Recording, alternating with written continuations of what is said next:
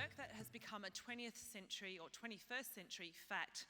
I've just finished filming a new television show called Eat Yourself Sexy, which is a show about how you can heal yourself through eating good food. It's not restrictive eating, it's good eating, which is an interesting place to come from after filming MasterChef a couple of years ago. We actually developed this show, I guess, off the back of research that found that, we're eating less fat than ever before, we're joining more gyms than ever before, we're becoming more punishing and crueler with our bodies than ever before, and yet we're not losing weight, we're putting on more and more weight all the time. What if there was another way to find our happy weight? What if there was a kinder way, a gentler way, a more of a no-brainer way? What if there was a way that could get to the true hunger that many of us feel at the heart of the human experience?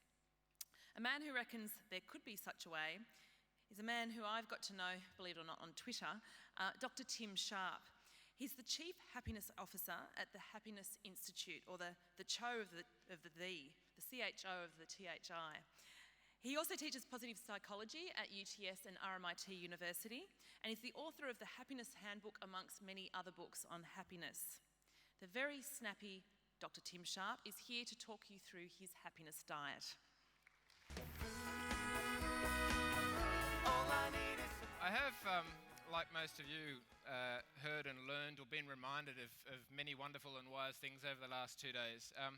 But personally, I can't stop thinking about some wise words from Alan Wallace earlier this morning, that genuine happiness comes not from what we get from the world, but what we give to the world. And I'd like to start then by giving my thanks. Giving my thanks to Alan for reminding me of that, and giving my thanks also to the organisers of this incredible conference and the wonderful volunteers. So maybe just take a quick...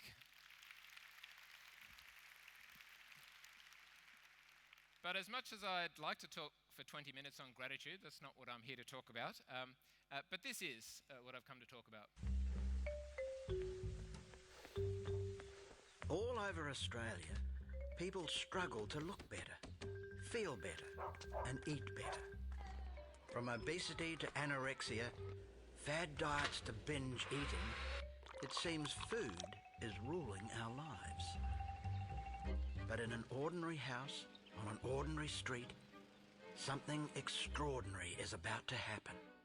Professor Tim Sharp is conducting an experiment which, if it works, will cure these people's eating problems and utterly transform their lives. Tim believes that people's problems are simply a symptom of being unhappy. If he can get them happy, their problem will disappear, and anyone can learn how to be happier. Over the next 2 months, Tim will lead them through a profound emotional transformation. Zesty! So they can change their bodies and their lives for good. If this doesn't change in my life, these health problems will kill me.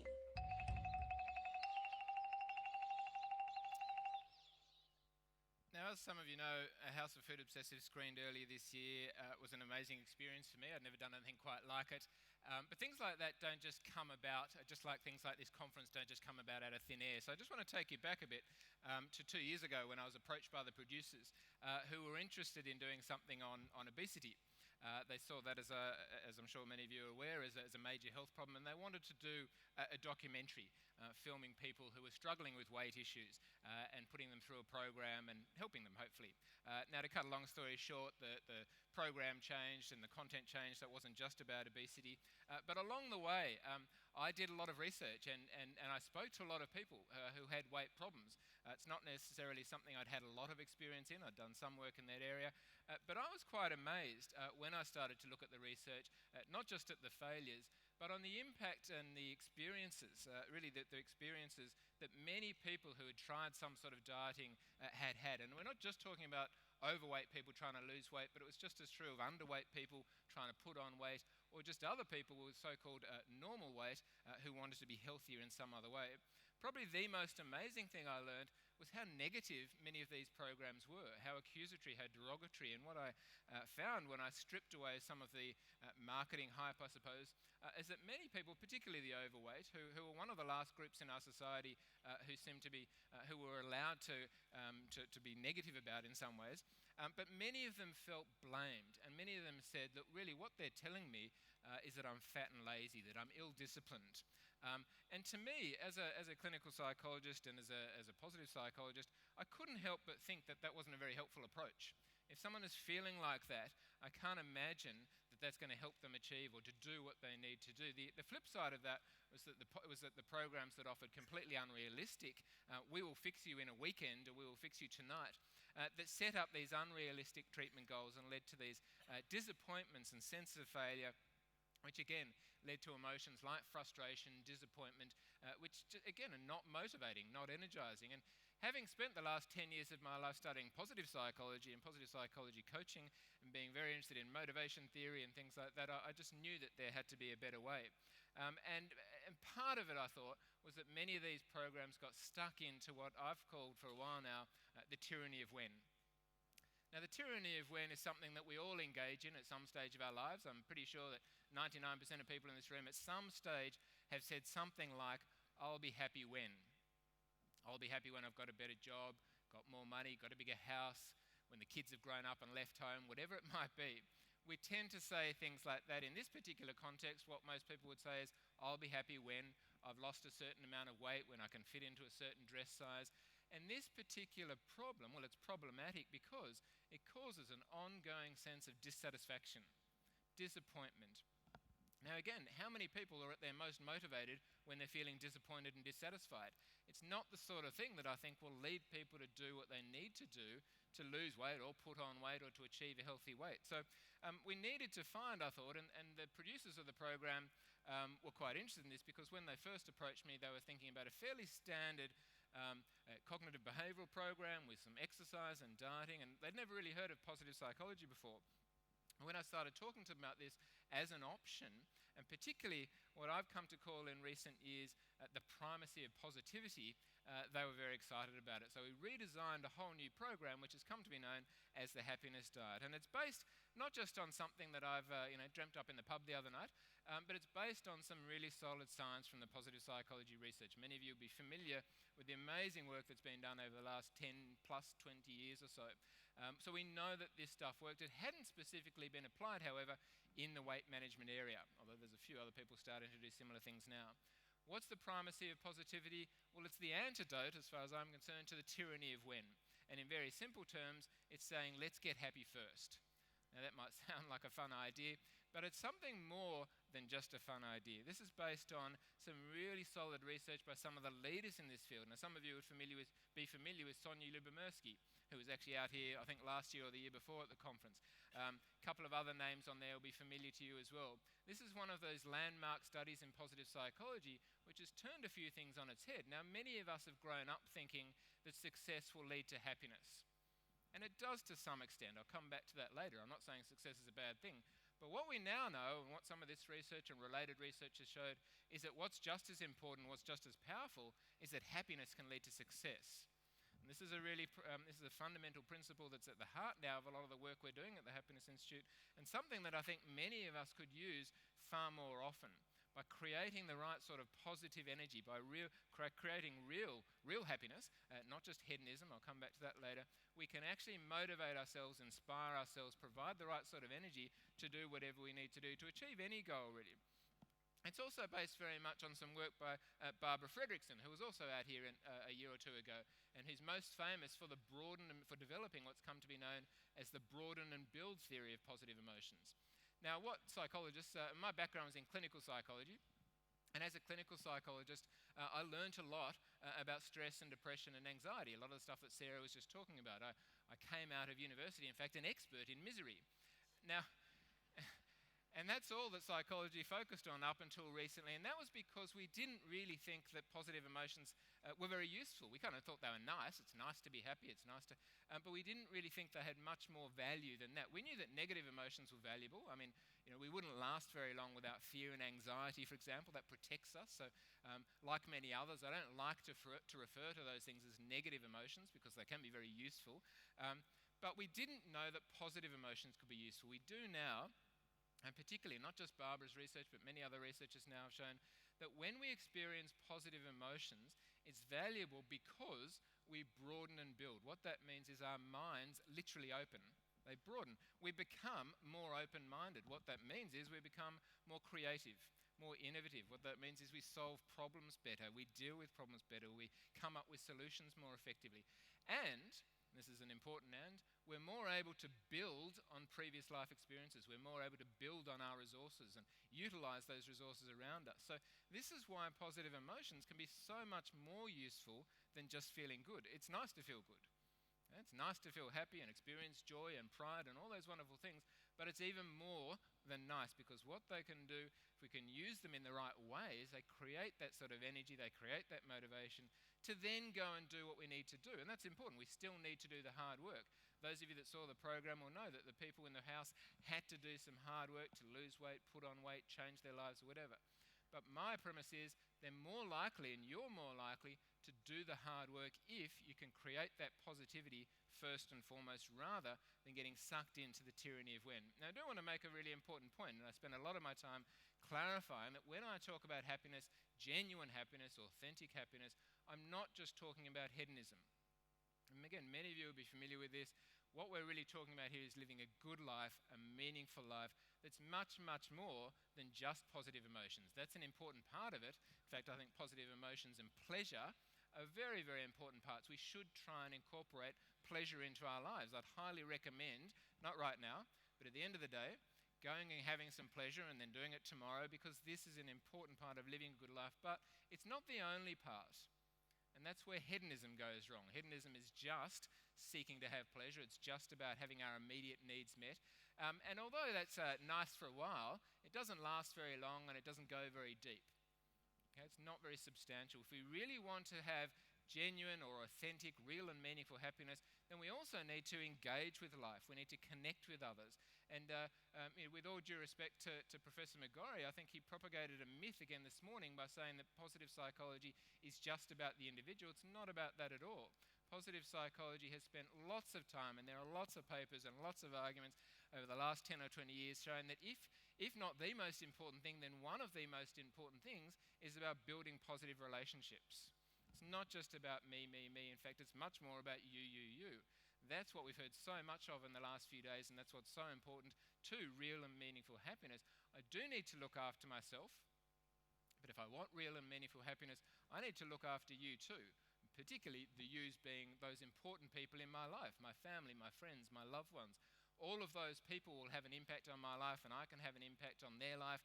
And the more positivity there is in those connections, in those relationships, the better for everyone involved. So I do want to emphasize that when I talk about the primacy of positivity, when I talk about creating happiness, I'm talking about real and meaningful happiness that includes all of those pieces of the puzzle. We can't just have the fun and not do some of the hard work as well. What I want to do now is just to show you a short clip which I think summarizes this very well. I mean, we've all heard the saying that a picture tells 1,000 words. I think some of these I've got a couple of short videos which I think tell 1,000,000 words. So if we can just click the button on this one, just goes for a minute or two.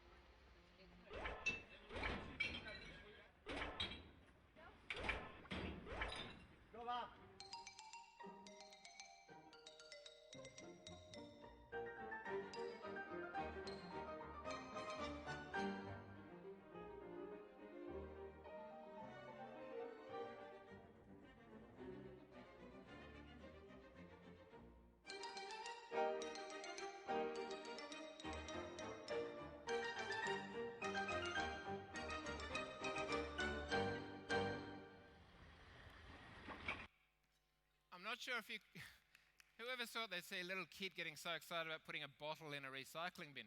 I'm not sure if you could see the statistics, but the most important thing there was that the normal recycling bin was used twice on that particular night. The fun bottle bank was used almost 100 times. Now, the selected behaviour in that little experiment, that little activity, was putting bottles in a recycling bin. We can apply the same principles to any behaviour in our life.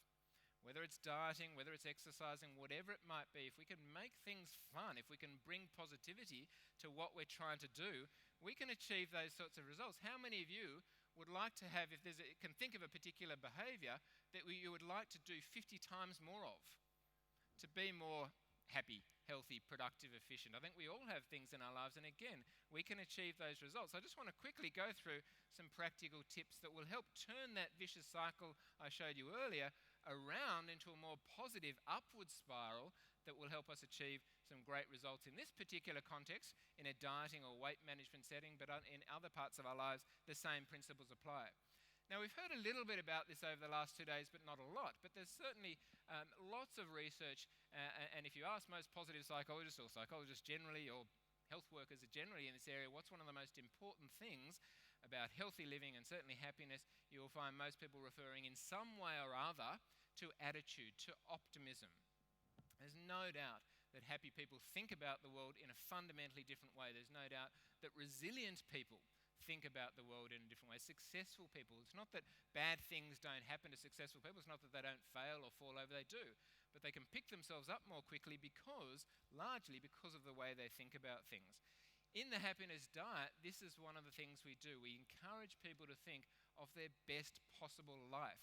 Those of you that saw the documentary will know that we got them to create a vision board, a picture, of a tangible image of what a fantastic life would look like. Why? Well, that creates, that fosters, that feeds hope. And with hope, again, comes positive energy, comes optimism to allow us, that motivates us and energizes us and drives us to do what we need to do. This is something we could all benefit more from having a clear vision, a clear direction. Who do we want to be? What do we want to be doing? Who do we want to be doing with, etc., etc. Now, too many of us just wander through life without that sort of clarity. I do want to emphasize that this is not what I'm talking about, though. And as many would be familiar, when positive psychologists, when myself, talk about real optimism, we're not just talking about positive thinking. There's a fundamental and important difference there. Real optimism does involve positive thinking in the sense that we do want to look towards the positives. We do want to look at the good things in our lives. We do want to look at the bright side if we can. But real optimism, and this is very, very important, also involves facing up to the cold, hard realities. It's not about pretending things aren't bad if they are bad. If they are bad, we need to deal with them. We can only deal with them if we face up to them in a constructive way. It's also about practicing appreciation and gratitude. And we've heard a lot about that over the last day or two, and many of you will be familiar with that. And this is an important part. In the happiness diet, in fact, in most of our programs, most of our conversations are about what went well, what's going well, what you're doing well, as opposed to, when I think back to my clinical psychology days, all of the conversations about what didn't go well, where did you go wrong. It's a very important change, and again, a change that many of the people in the house found motivating and inspiring, something they found much more enjoyable as well. So they still had to do the work, but it was fun to do the work. We also spent, when we're talking about what went well, we also talked about what's good within yourself. And again, many of you will be familiar with the strengths-based approach that's part of psychology. We ask people not so much what's wrong with you and how can you fix it, which is what most diets do. Again, you're ill-disciplined, you're weak, how do we fix it? What we ask is what's right with you and how can you use that to achieve a great result? Just got another short clip which I think sums this up very well. Ladies and gentlemen, Marcus Buckingham.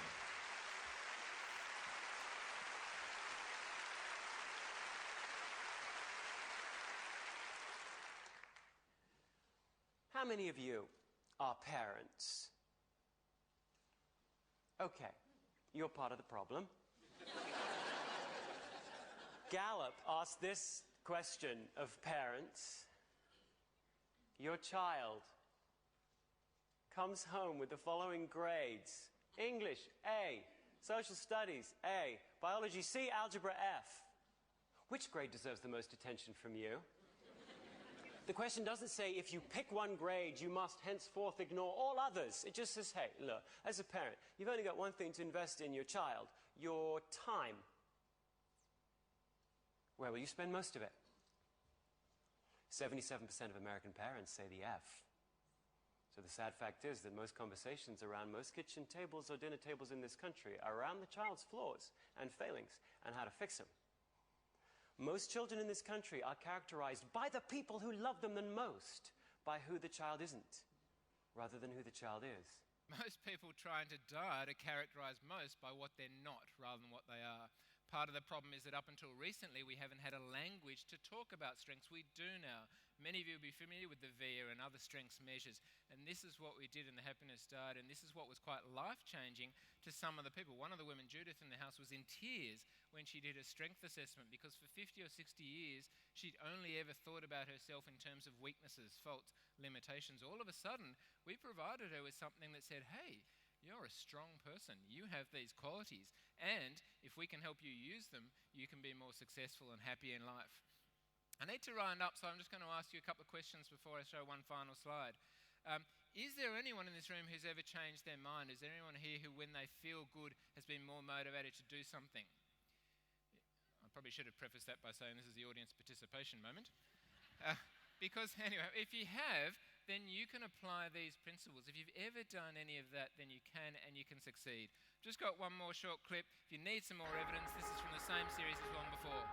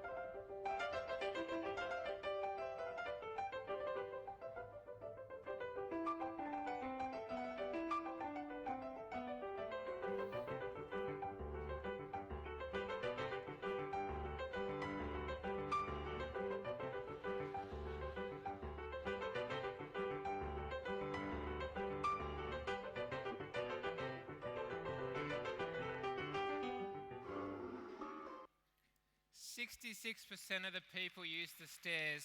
We can use positivity, live a better life. So I hope you can all live a great life. Thanks for having me.